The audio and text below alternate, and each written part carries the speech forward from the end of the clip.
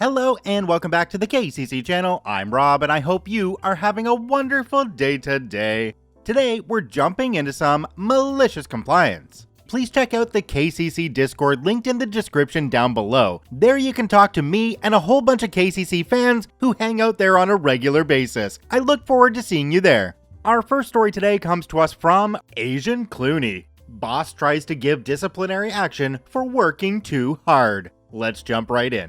Midway through my career, I found myself working for the most prominent private college in my state. I was in the IT department and was in charge of maintaining a few servers and all of the technology in classrooms. Every summer, we would receive our budget for the year, and the part of the budget I managed was spent mostly on upgrading the audio and video presentation systems in the classrooms, and most of that work had to take place during the summer. This is fine, normally, but our college administration had created a ticking time bomb for me a few years before. They had decided to spend about $100,000 on a few classrooms, but did not allocate any money in our budget to replace that equipment when it would eventually fail. I had been there for 5 years, and now that equipment was starting to fail. Increasing our budget was not an option, despite faculty growing to depend on the equipment in these spaces.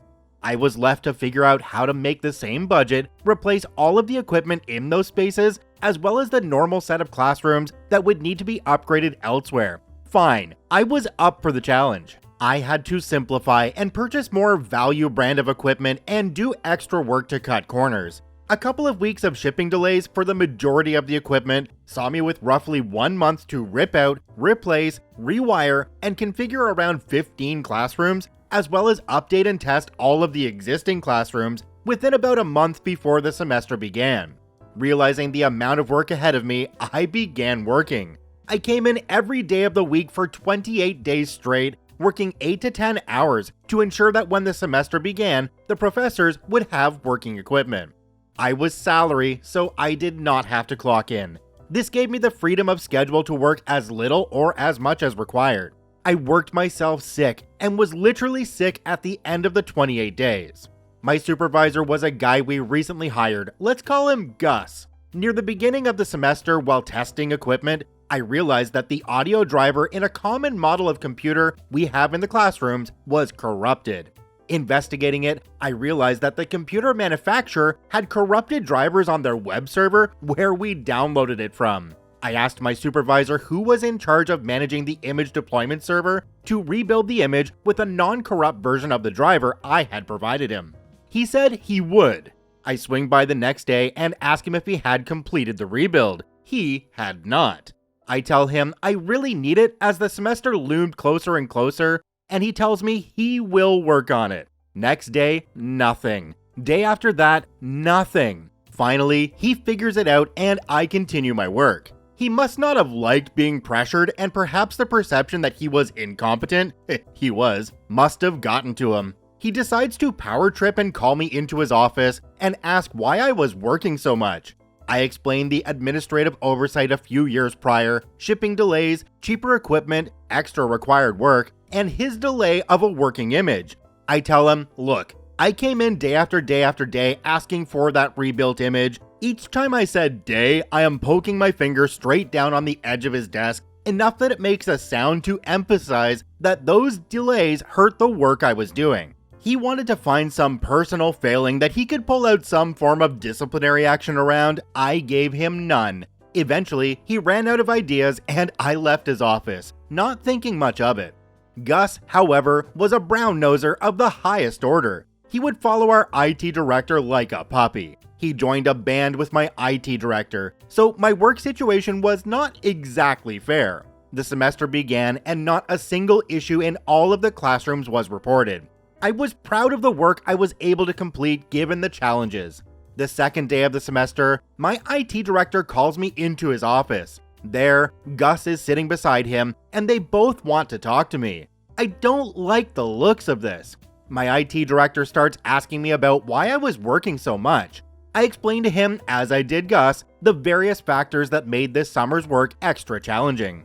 This destroyed any valid criticism they could muster. Gus goes on to say that he innocently inquired about my work and that I became violent, talking about the gesture I made on his desk illustrating his failure to do his work in a timely manner. I demonstrate exactly what I did on the IT director's desk to show how ridiculous the claim was. My IT director wanted to exert his authority, and they would not stop until they had something to discipline me with. Nothing I would say would change the result. I was to be in trouble for whatever transgression they imagined up in this meeting. I make sure to point out how long it took Gus to do the small task that I depended on, knowing I could have completed it in about an hour. He was incompetent. My IT director then alludes to the fact that I should respect Gus more, as he is my supervisor. Screw it, I think to myself. I then tell my director, it is as if Justin Bieber was trying to teach you about music theory.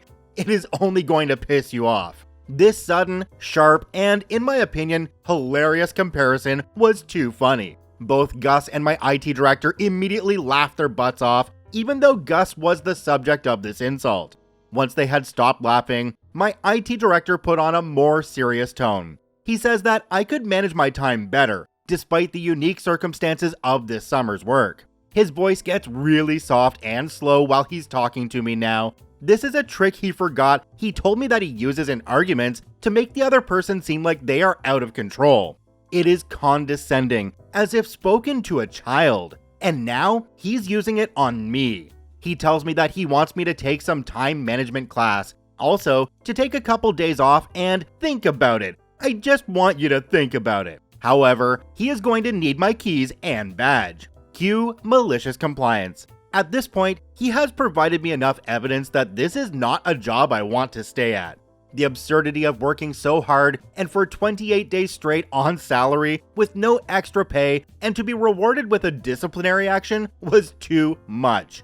In that moment, I had thought about it. Without saying anything, I hand over my badge. I took all of the many keys off my keyring and set them on his desk. I have thought about it, I tell him, in the exact soft and condescending tone he used with me. And you can keep the keys and badge, I told him with the biggest wry smile on my face. I then walk to my office. He follows me, and I notice his eyes had become glassy, as if he was hurt by the situation unfolding before him. He expected me to capitulate and accept his punishment for a job well done, with each time becoming increasingly desperate, and I kept repeating, I have thought about it. He disappears back to his office with his little minion Gus to discuss damage control. I quickly pen an email to all my other coworkers letting them know I was leaving, and that I enjoyed working with them. I had to work quick as I knew they would shut down all my accounts very quickly. I packed up my personal effects and left. Gus and my IT director offered to help me, trying to walk back the situation with some small gesture of goodwill, but I was gone. I had been there for 5 years, but I was willing to walk away the moment he tried to treat me so poorly. I found out a little later that the week before I left, a programmer we hired left after he treated her poorly too. I was not aware of the reason she left when she did, but our office manager shared that she quit abruptly like me, without anything lined up given his behavior. About a year later, I hear from the office manager that the IT director had left. Rumor is he was primarily working for another company while in his office at the college, effectively double dipping or making money for 2 jobs while only doing one. He had been caught doing so and was warned by the administrator to stop. He opted to leave instead of owning up to his own dubious behavior. My only regret is that I didn't leave that job sooner. Imagine doing all that work on your own time knowing you're not going to get any more money for it and then being punished for your outstanding performance. Wow. OP, I think you definitely outgrew that job, and I hope whatever job you get into in the future can take advantage of the skills that you have, because it seems like you'd be an asset to have on any team. Do me a quick favor and take a look down below the video. If that subscribe button's still red, it means you're actually not subscribed to the KCC channel. Please hit that subscribe button for more daily Reddit stories. This next story comes to us from Links in Your Sinks, grocery store nonsense. Let's jump right in.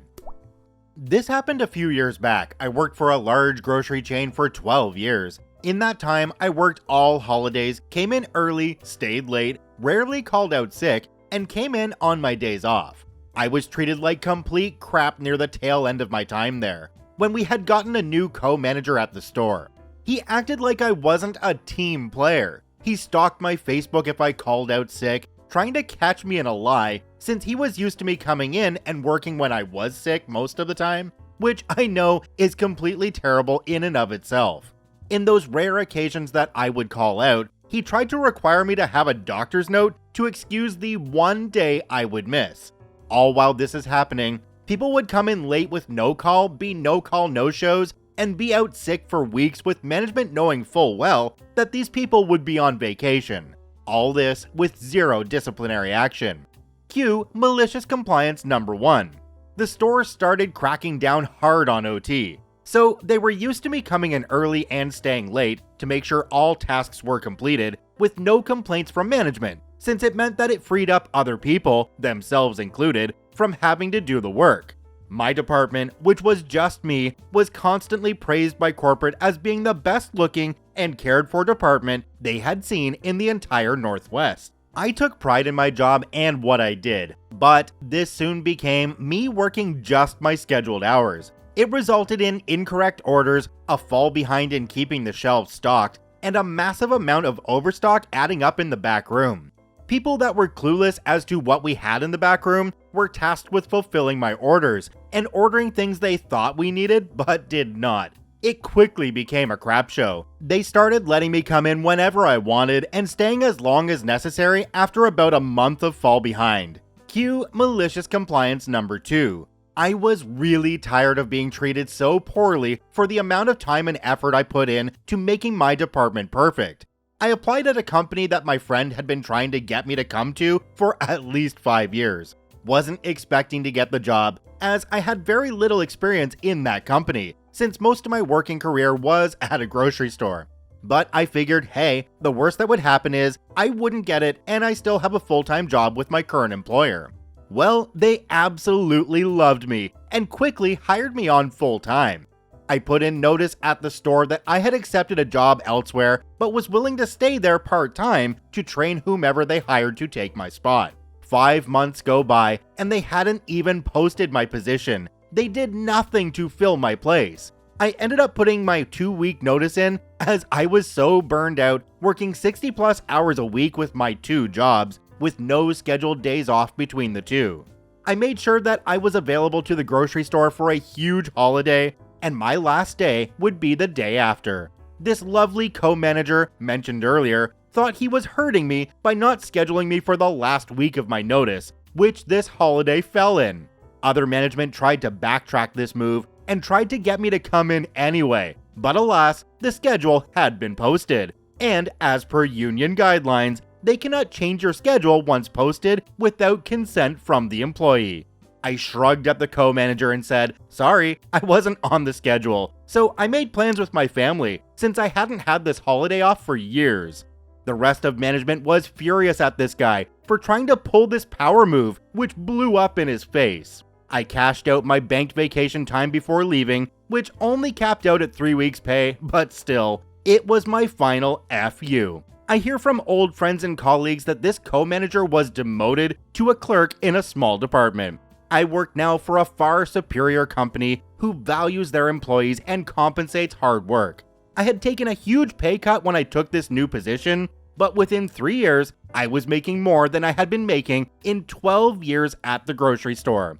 Biannual bonuses, paid vacation, a massive amount of paid sick and vacation time, and a considerable amount of less stress. OP, just think, if this new manager hadn't come in and made your life miserable in that store, you wouldn't have been looking for another job. You said so in the comments yourself. So you've managed to get yourself into a better position because of that jerk manager. I think the only thing I would have done differently from OP in this case is I wouldn't have stayed in that job for 5 months. That is just absurd. This next story comes to us from Representative Elk 90, Snob Instructor, and Poor Student. Let's jump right in. A friend recently reminded me of an incident from a while back. About a dozen years ago, I was on an outdoor safety training course, canoeing or kayaking or something related.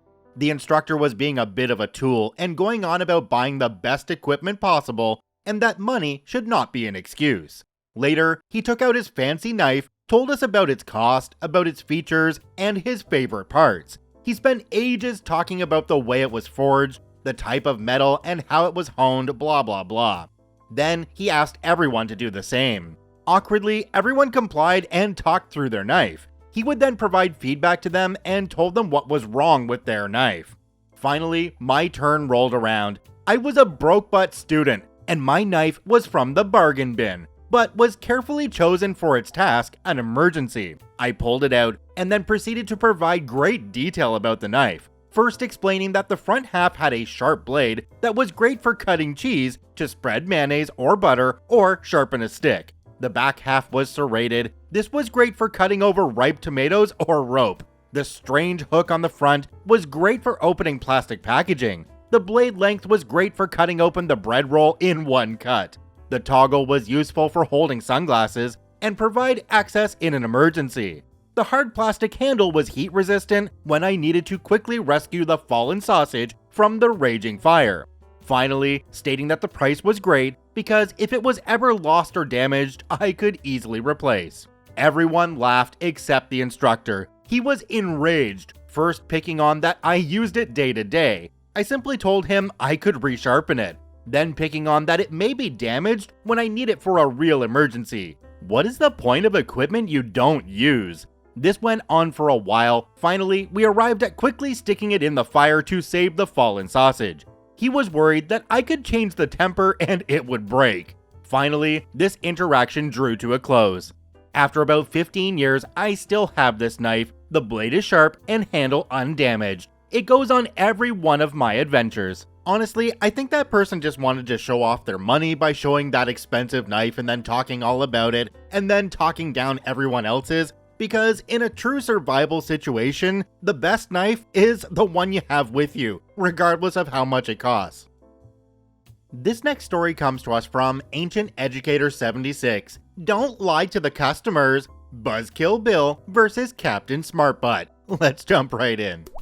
Enter yet another chapter of the Smartbutt Chronicles. So me, Captain Smartbutt, am taking an order from a customer numbered 232 for the day, and I've been standing in the same 3-foot by 2-foot rectangle of space, back to back, with another set of butt cheeks rubbing against mine unwillingly. My colleagues, as if to further punctuate an already unsubtle statement communicating how cramped it really is at the drive-thru window. I've been standing in the same space for longer than I ever do as an Algebra 1 teacher, my day job.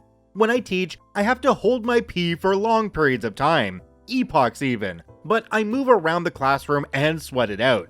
I don't have that opportunity at the register. Brow sweat notwithstanding, I'm all but doing a hybrid of the pee-pee dance and the hokey pokey. You hold your urine in, don't let your urine out. You hold your urine in and you shut your effing mouth. If you think you've got rights, you're a mother effing clown. That's what it's all about. When I gotta pee this bad, I get weird. Like, if we let Y represent how weird I behave and X represent how badly I need to pee, in terms of minutes past pee time, the equation would be as follows. Y equals 5x plus 10. Because, let's face it, I started off a little weird to begin with. That's why the equation starts at plus 10. So here I am talking to a stranger I'm speaking to as if I've known him for a lifetime, rattling off the Powerade flavors he so quizzically inquired about, and I could just tell by this guy's vocal demeanor that he had a sense of humor. So I have a little fun with the myriad of flavors available. We have orange, cherry, raspberry, avocado, grape, lime, strawberry, lemon, and fruit punch. I really didn't think he was going to notice my inventing a flavor, but almost as if on cue, he sputters, "Did you say avocado?" He seemed equally excited and entertained by the prospect of such a flavor. So much so that I'm sure he'd have ordered it out of sheer curiosity, but alas, enter Buzzkill Bill, my night manager, who is listening to the orders along with the rest of us, who thinks he's the word police. Like I have some telemarketing script. I don't. We totally don't. Pipes in through the buddy system button, where the employees can talk to each other unheard by customers, and starts to chide me, eventually saying, "OP, don't lie to the customer." Enter, oh god, finally, malicious compliance. I get the novel idea to decide as I'm about to cough or fart, one of the two, and either of those will start a river of pee a-flowin' to tell the truth, to, not lie. I then say to the best customer I've had in a while, "Hey, since you ordered light ice, they're gonna make me fill up the remaining space with water. Is that okay? Oh, and also, sorry if I'm weird, man. I've had to pee since 6:30. It's now 9:38. Not gonna lie." The guy retorts, "Yeah, bro, thanks. Please don't do that. All soda and ice if you can. I'll pay extra. Plus, after I get to the window, you better go to the restroom right after, man. But wait if you can. I'll be here."